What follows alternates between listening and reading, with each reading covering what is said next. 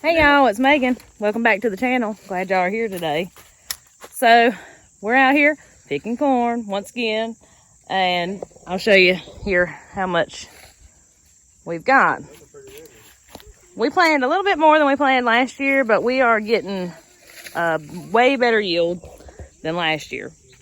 If you're new to the channel, we plant an old heirloom variety, a couple of them actually, Jimmy Red and Hickory King. This year we were kind of experimenting with making a land race with both of those, but in today's video we're going to show you kind of what we're looking for when we save seeds.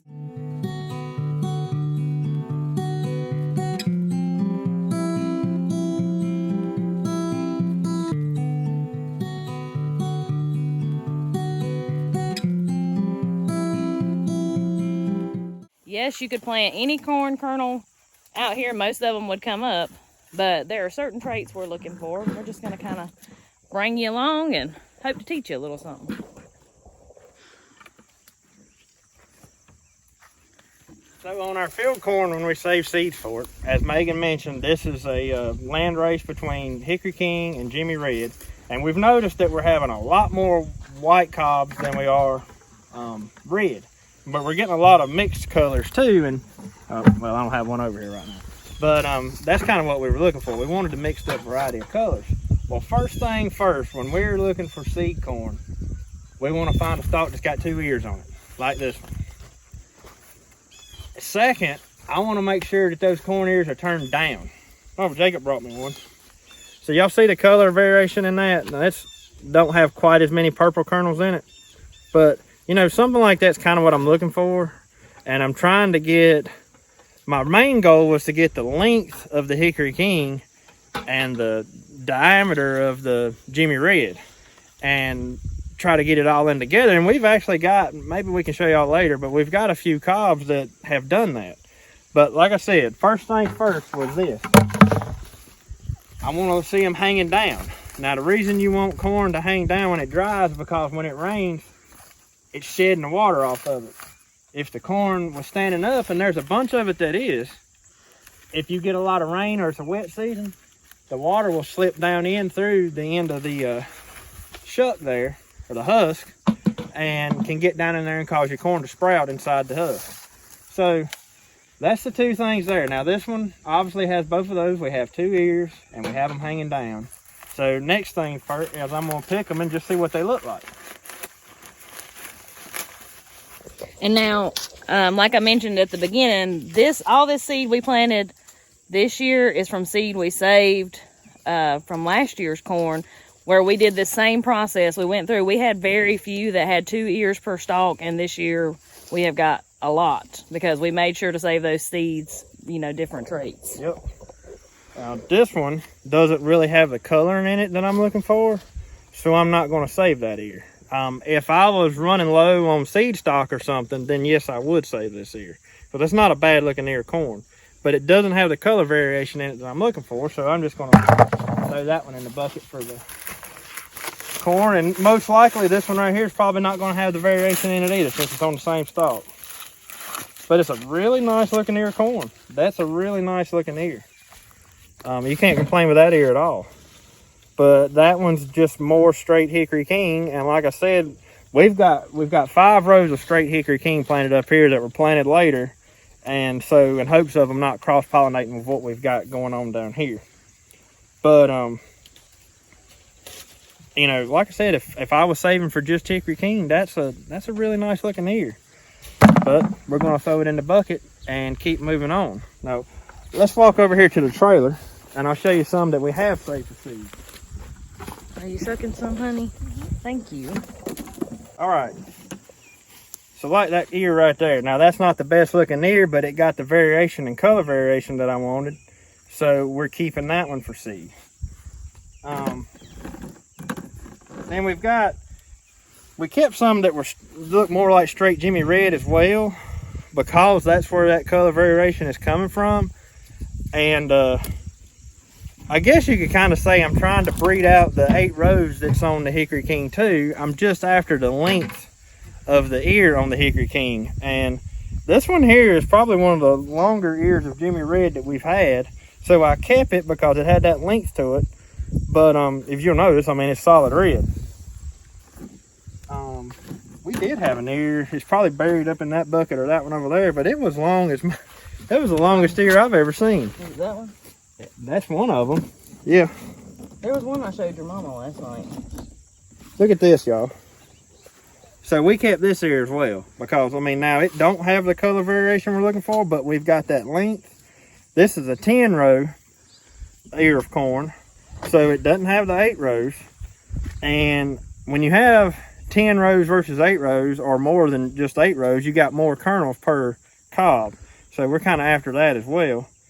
We're just playing along with this, y'all. We're not scientists by no means, honestly, and I'm no expert on this here genetics thing or anything like that. I'm just playing along with it and seeing what happens year to year. Because any of this corn will serve the purpose of what we're going to do with it. I mean, which is grinding cornmeal and grits and stuff like that, and then feeding the rest to our livestock. We can feed any of this. This is all good to feed. Even down to the ugliest ear. You can feed it to you can feed it something all. will eat it. That right there will grind cornmeal and will feed animals. But you don't want to plant that. But we don't want to plant that back because we're after the biggest and best ears we can get. Let's see. But so far, this is what we've saved for seed, is this bucket and that bushel basket right there. And this is actually more than enough seed for us to plant back next year. But we do plan to plant a little bit more than what we've been planting in the past. We got a different field that I think we're going to try to plant next year. And anyways, we just wanted to show you what we're looking for as seeds go. Show them that orange and black. Which one? The orange and... Oh, this one? Yeah. You know, this one got some cool color variation in it. I'm thinking what happened on this one was it was a Jimmy Red ear, and the lighter kernels must have bred in with the Hickory King to make it a lighter color red and stuff, because that's pretty. And that's one of the, we've had maybe 5 ears out of this whole field that had a look like that. Mm-hmm. So we're definitely saving that one for seed too. I mean, it's not like look really makes a difference in the corn or what the corn can do, but it's just pretty. And I mean, if I'm gonna make a corn land race or whatever that I can actually call my own, I want it to be pretty. Let's show them some of the ears we got in here that we're gonna put up for decoration. So look at these. Now these are all actually seed ears as well, but we left the husk on them because we're gonna put them up for decoration for fall.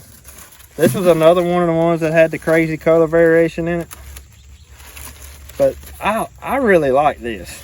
And see, and it's got the width, you know, and everything that we're looking for. And then these, I just think that purple and white corn is so pretty. But anyways, we're gonna get around up here back to the top side. I've got to bush hog these 2 rows here that we've already picked to get them out of our way, and we're just gonna keep on picking and see what we can get done today. I'd like to interrupt this video for just a quick second to let y'all know this upcoming Saturday, October the 7th, is the Foothills Farm Festival. It's a local festival here that me and Andy are part of. Some good friends of ours put that on. If you're near Danbury, North Carolina, be sure to come out Saturday. Check out the farm festival, celebrating the farming ways of Southern Appalachia and just Southern Appalachian heritage. It's an awesome all-day event from 8 a.m. to 7 p.m. And that's this Saturday, October the 7th. I'll be there doing some biscuit making demonstrations and maybe a few other things. And Andy will be there doing some farm demonstrations, along with a lot of other local folks, like I said, just celebrating our heritage. So I'm going to put the link in the description to the Facebook page to the Foothills Farm Festival. And if you're close by, come by and check us out this Saturday. Be sure to stop by and say hello. And anyways, y'all, back to the video.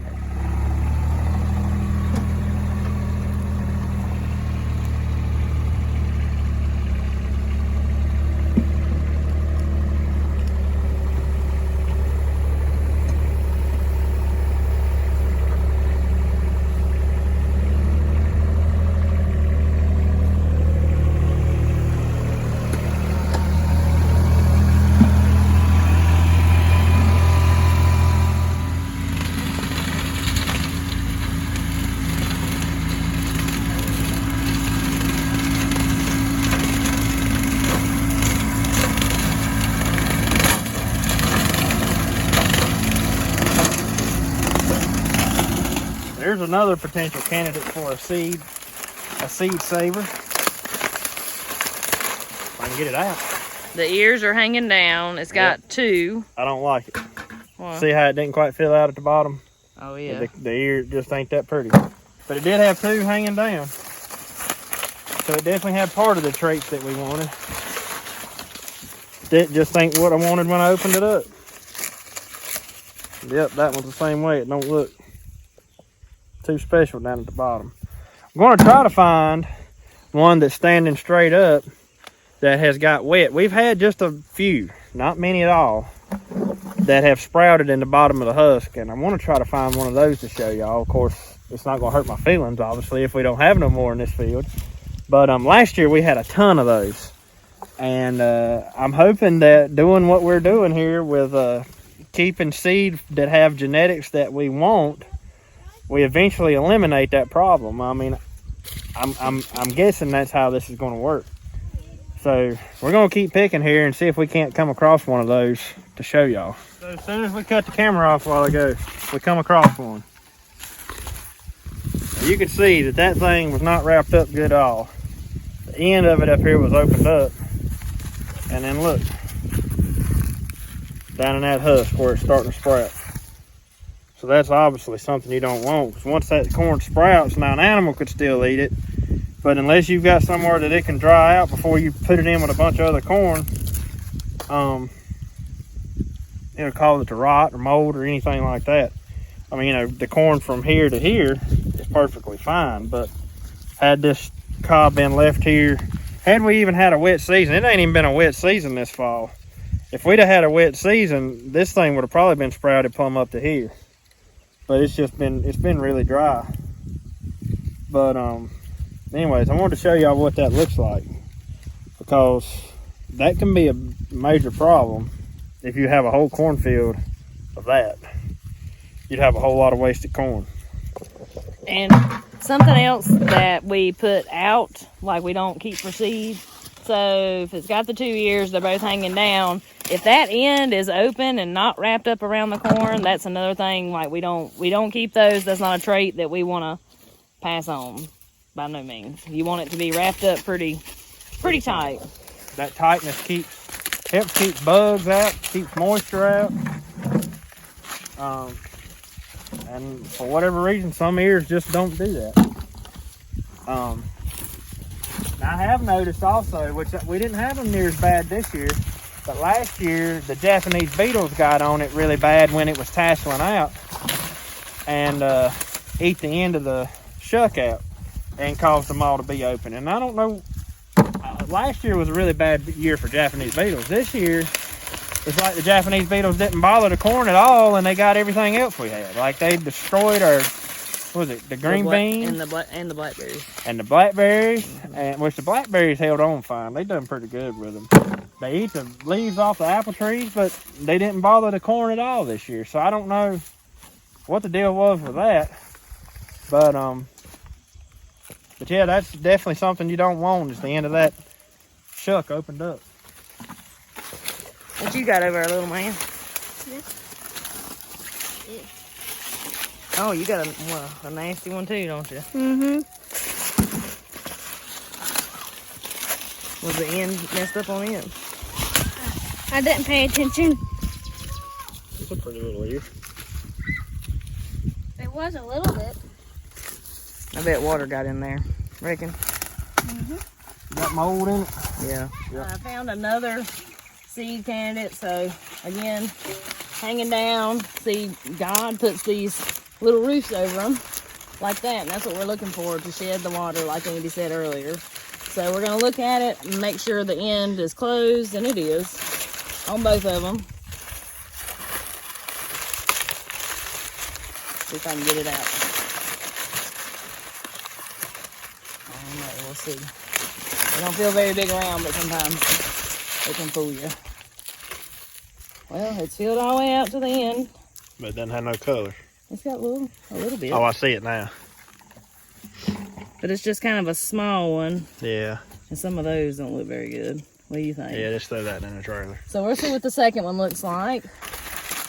So just because I'm not keeping that one don't mean that I won't keep this one. We'll See what this looks like.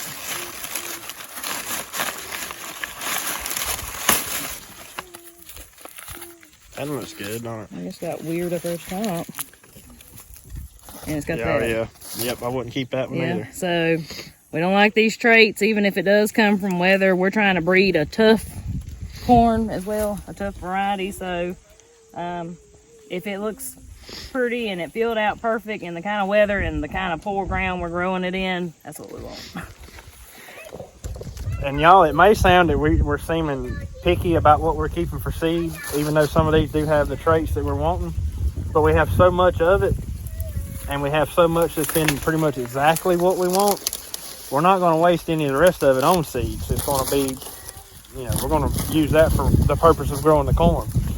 But when we tell you we hand pick seeds, that's what we mean. Like, yeah. we literally go through and we hand pick what kind of seeds you're gonna have. So if we were gonna pick this with a machine, which my daddy has one, so we could very well do that, we wouldn't get to see each individual stalk and see the traits that stalk has. For now, we're being very picky about what goes into the seed tray. So just know, more than likely we'll have Hickory King corn seeds again this year. Yep, and they are up there. And that's something else. So we just want you to know this is kind of the thought process that goes into it, whether we're keeping it for us or keeping it for somebody to purchase. We try to make sure they got good traits. Yep. So this up here is the Hickory King that we were talking about earlier.